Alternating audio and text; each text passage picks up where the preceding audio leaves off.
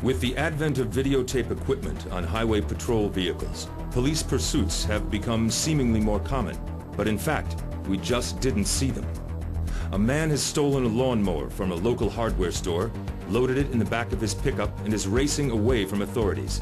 The danger of an accident increases as the pickup travels deeper into a populated residential area.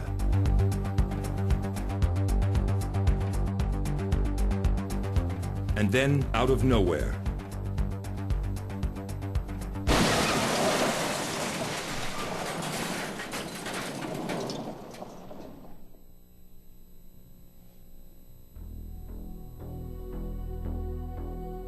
in slow motion, the truck approaches the intersection and is completely wiped out.